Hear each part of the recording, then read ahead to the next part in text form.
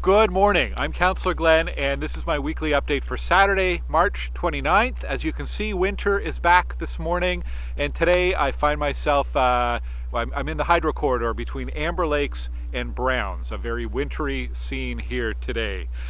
Today is the last day of Ramadan, so there's a ton of people in our community celebrating Ramadan, and tomorrow is the big day of celebration, Eid ul Fitr, and I'd like to say Eid Mubarak to everyone in our community celebrating. This is a very, very important celebration as we reach the end of Ramadan. Weather. We got a lot of snow. The roads aren't too bad. There are snow plows and sidewalk plows out clearing. Tomorrow looks like it could be a real mess with a significant ice storm in the forecast. So please take some time today to make sure you're ready for that. Ice storms can also bring longer power outages. I hope it doesn't happen, but if it does, make sure you've got some emergency supplies in your house. And if you go to glengower.ca/emergency, you will find a link to some resources to help you get prepared. And later on this year, we're going to be doing another emergency preparedness workshop. So stay tuned for information about that.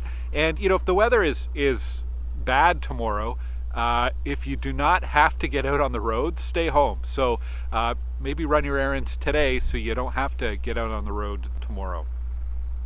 Lots happening this week. I want to go back to last Saturday and say a big thank you to the Ottawa Stewardship Council.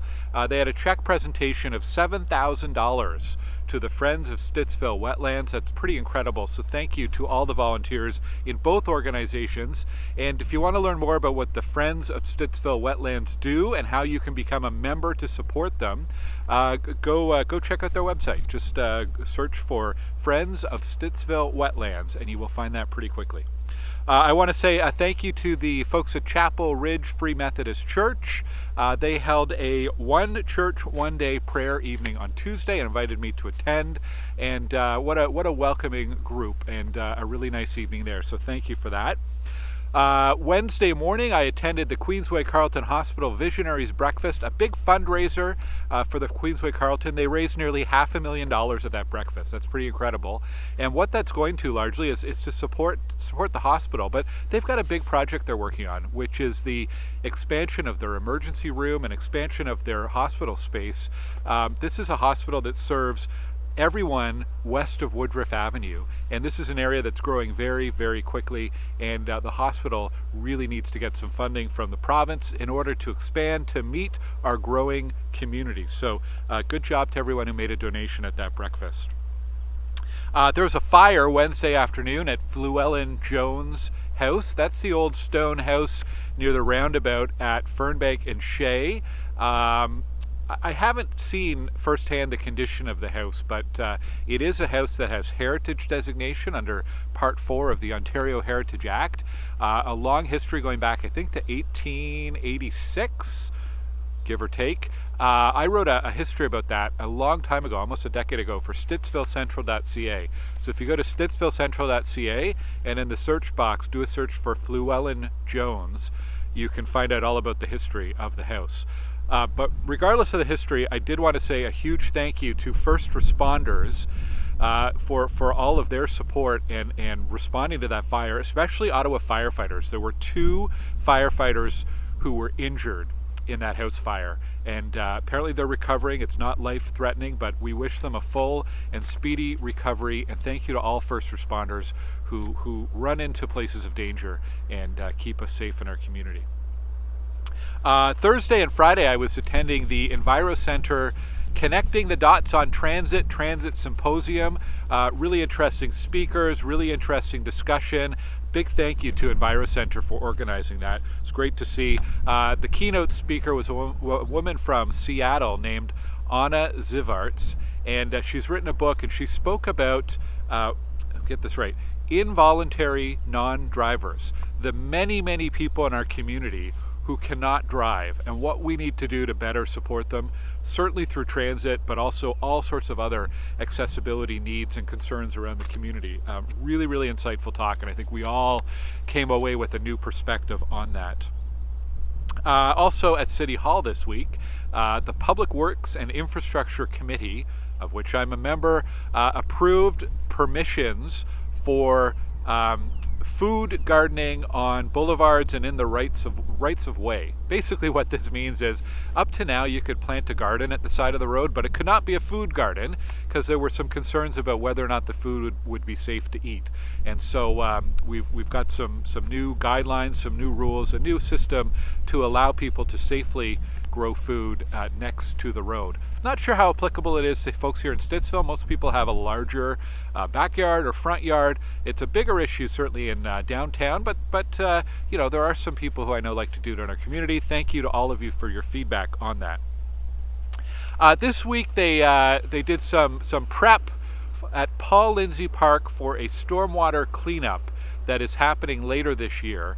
All the stormwaters in our community, every few years they have to be clean. They have to clean out the sediment that accumulates at the bottom of these stormwater ponds so that the stormwater ponds can continue to function properly. So they're doing that at Paul Lindsay Park in Amberwood this year, I think May or June or July, but they had to start some prep this week, and they removed a couple of the trees to give access to the equipment. Those trees are going to be replaced with new trees once the work is done. There is lots of information on my website, so if you live in Amberwood and you're wondering what is this all about, go check out glengower.ca. And while you're there, there's some updates on a number of different development files, planning files. 425 Culdaff, that's over in the Connections neighborhood near Palladium. There's a site plan that we've received for an apartment building there. Pretty Street Community Center, the land that's on, we've already declared that community center it's vacant, and the condition of it's an awful condition. So a year or two ago we made the decision that we want to redevelop that, ideally for affordable housing. So there's some administrative things we need to do at Finance Committee this week in order to facilitate the sale to a non-profit housing provider. We don't have one identified, and there's no plan for what that eventual building will look like, but there's some administrative things we need to do around that. That'll be at Finance on Tuesday. And the zoning bylaw, the second draft of the zoning bylaw is available now. You can find information on my website or at engage.ottawa.ca. And on Monday, we've got a joint Planning and Agriculture and Rural Affairs Committee meeting where we're going to formally receive that second draft, but there's another 6 months or so of consultation and discussion on that. Thank you to folks with your questions. I think what I'm going to do, I'm looking at the kinds of questions we're getting. What does this proposed zoning do for my neighborhood, my street, my property? We're going to sort of try to gather some of the frequently asked questions, and I'll post about that in the coming next week or so, I guess. So thank you for your questions so far on that.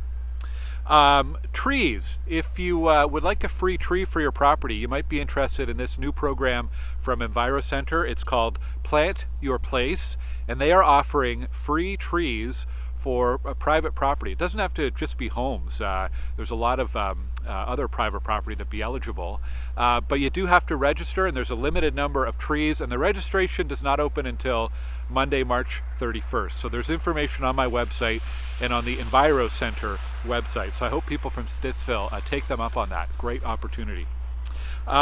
We have a number of local programs continuing. Monday is the deadline for Stittsville Community Micro Grants. If you're planning an event this year, if you've got an idea maybe for a movie night in a park, maybe a big community event, maybe an arts event, some kind of workshop for the community, something that brings people together in Stittsville. That's what the micro grants are for, and you can apply to receive up to $200. So check out my website for more information about that, and get your applications in by the end of the day on Monday. Volunteer award nominations are also open. They'll be open till the end of April. So again, glengower.ca/volunteer. Cleaning the Capital registration is open.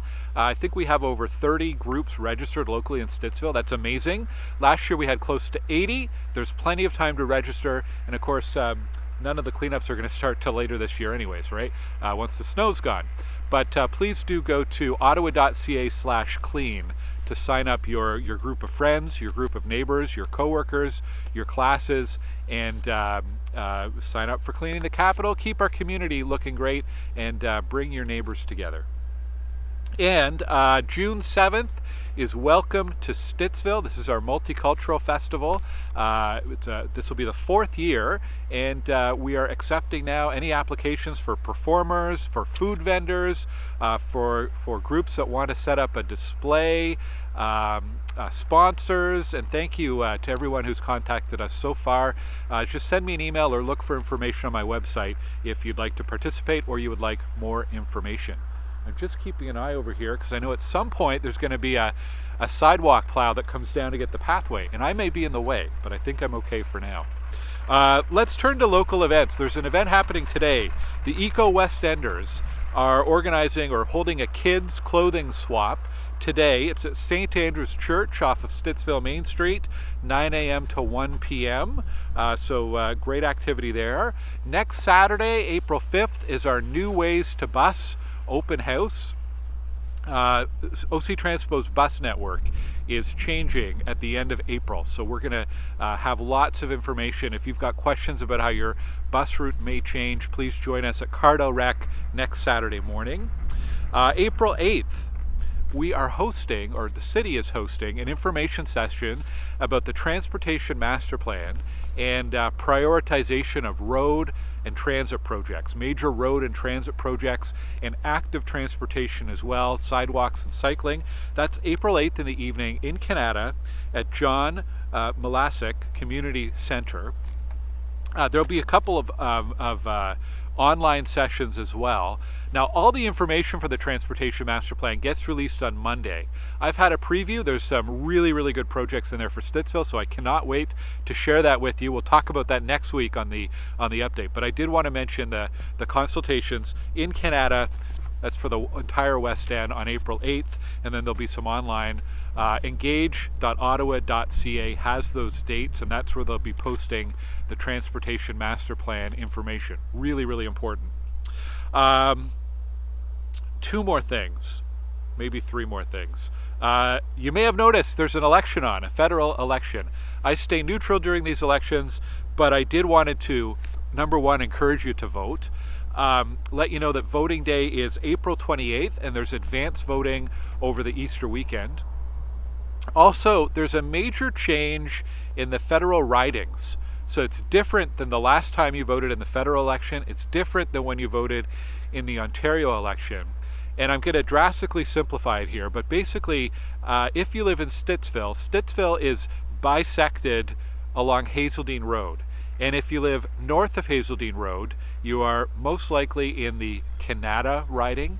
And if you live south of Hazeldean Road, you are most likely in the Carleton riding. So Stittsville split in 2 for federal elections.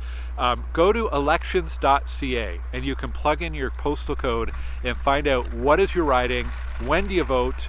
I don't think they've put where to vote yet. That'll be coming this week, but there's lots of information at elections.ca. And finally, big thank you to the Lionhearts volunteers who yesterday delivered over 75 frozen turkeys and fresh produce to the Stittsville Food Bank. That's through the Lionhearts food recovery programs from local businesses, grocery stores, restaurants. 75 frozen turkeys. And thank you to the volunteers at both organizations, Lionhearts and Stittsville Food Bank, for everything they do to support people in our community. We've got some great photos of that on my Instagram and on my Facebook page, so please do check that out. And if you're out and about, you might see me today at Farm Boy. We're going to do a little counselor chat pop-up for a couple hours at the Farm Boy over on Carp Road. So, hope you get shoveled out okay. Don't forget to get prepared for the potential ice storm and all of the difficulties that could make tomorrow on Sunday. Other than that, I hope you have a great week. Thank you for tuning in. Take care.